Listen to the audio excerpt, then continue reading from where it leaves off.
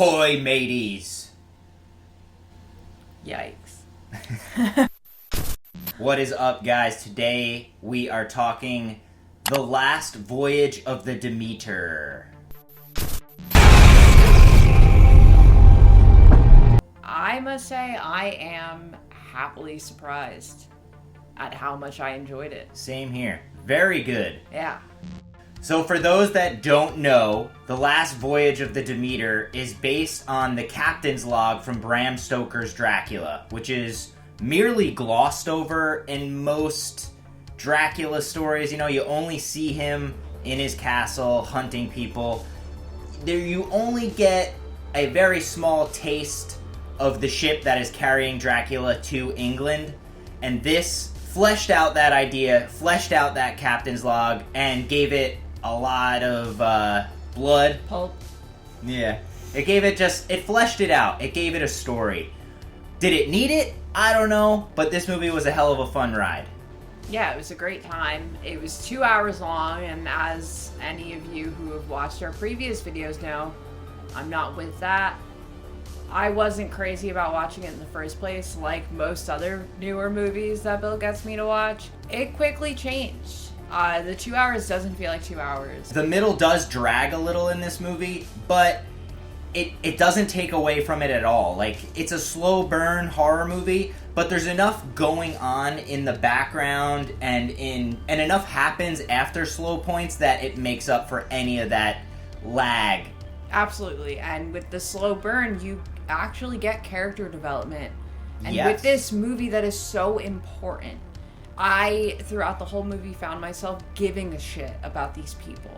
This movie's directed by Andre Overdahl. He is not notorious, but he's known for directing Scary Stories to Tell in the Dark, Troll Hunter, which if you've had Netflix over the past 15 years, that has been in your queue for that long. And he also directed The Autopsy of Jane Doe. So he's got a pretty good track record as it is, and I think, in my humble opinion, he continues his legacy here with this movie.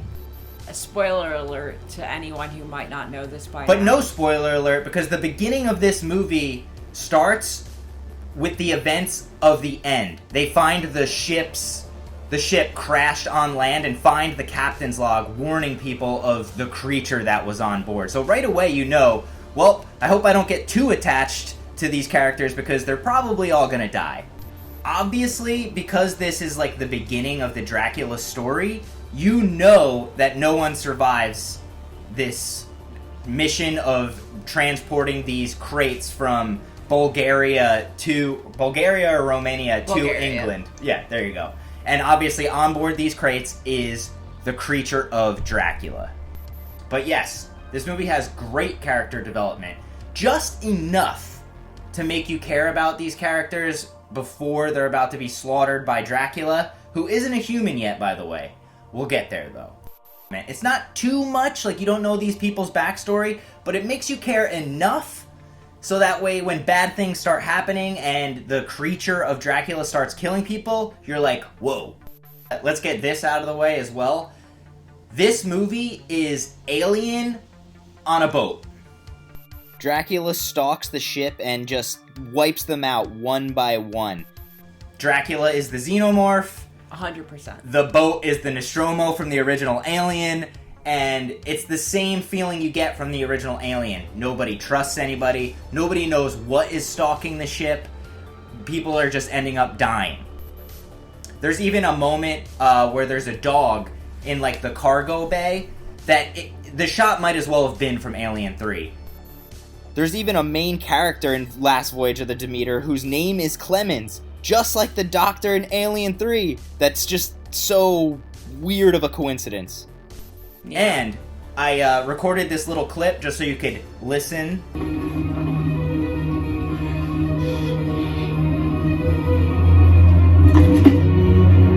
Now, tell me that isn't even the same score that they use in Alien 3. It's crazy. The score was done by Bear McCreary, who's, well known in the horror world these days. He does a lot of good scores. Continues here. The whole entire movie takes place on the Demeter. Beautiful looking ship, beautiful set pieces. A lot of it takes place under the ship's cargo hold. So you get that real, like, claustrophobic feeling, much like you do in the Alien movies. It makes you feel uneasy. And a lot of the shots, if you notice, are constantly shifting like this. Just to remind you that you are still on board a ship. So if you are a little wary of sea travel, this one might actually make you seasick watching. And it's something I didn't notice, him being a film student, graduate, shit. He points out a lot of things in movies that I never would have noticed, some begrudgingly. Oh my god. Do you get a kick out of it though, right? Oh, absolutely. It's super I thought interesting. It was super Yeah. smart and really clever, and I'm sure it's not that simple, but such a simple touch to make it seem more real. Yeah, it definitely adds to the realism here. Obviously, because it takes place on a ship, you get a lot of beautiful shots of the open ocean, a lot of beautiful shots of the ship sailing, which are really nice to see. The look of Dracula is more Nosferatu, and I Very- love Nosferatu. Yeah, he's like a giant bat creature. It's awesome. It's also, it's played by Javier Botet. Javier Botet is the guy who wears all these creature suits in all these movies we've seen over the past 20 years, and he does a great job. I think one of my main complaints is you don't really see Dracula a lot, but That's a good thing. yeah, while I am complaining that you don't see it a lot, it's because he does such a good job that I just wanted to see more. But the movie is super powerful and scary because you don't see him a lot. You just see him creeping around. You see him in, like, the shadows. You see, like, him go back in the background, and then suddenly he's there. Much like, you know, the movies we grew up loving, like Halloween. You only see Michael Myers for a little bit. Just like in this movie, you only see the creature of Dracula for a very small bit of time, and the rest of the time he's just creeping around in the shadows. Keeps it very spooky. And also, too, the more we could have seen him, the more corny it could have potentially been. Right. Cringe. While it is, like, based in practical effects, Dracula does have a lot of computer generatedness about him, which could have taken me out of the movie, but because I enjoyed it so much, it didn't take me out. It still was cool. It was awesome to see him flap his wings. And this movie is very gory, too. You see, like, a lot of fucking throat rips. You see him scratching people's neck. It's great. But also, to jump off what Bill said, he is not that visible throughout the whole movie. You don't notice the CGI little ticks or whatever. Right, You don't notice you it don't as get the much. chance to see it, Yeah. which is great. Yeah. You get your typical Dracula vampire fare, people bursting into flames like when the sun hits, Dracula biting necks, of course. This movie also does, like, the forbidden movie tropes, which, like, you're not supposed to do it. Kids die in this movie. Dogs die in this movie. It's pretty brutal. I just really enjoyed it. Slapped. Yeah, this movie is a visual stunner. The dialogue's good, the costume design is good, they fit the part of 1897.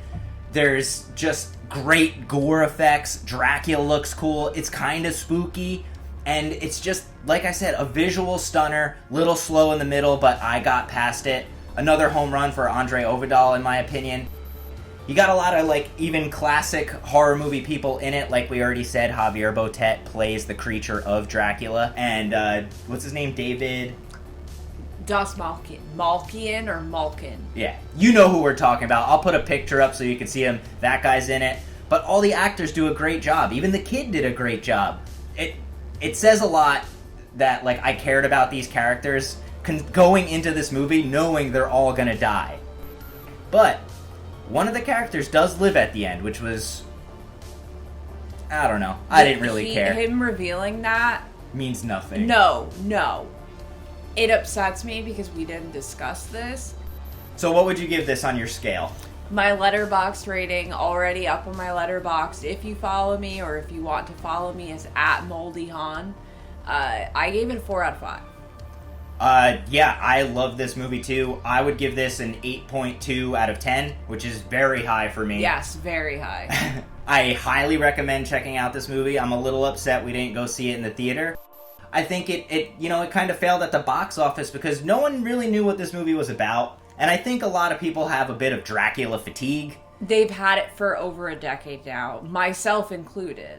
But this is different enough of a Yes. Dracula movie that it really reels you in, and it's, like I said, visually stunning, graphic as all hell, and it's just a fun time. Great to watch. I highly recommend renting it, especially if you like the movie Alien. Dude. Which, hello. Yeah. Hello. This is Alien on a boat. It's Yeah. fucking awesome.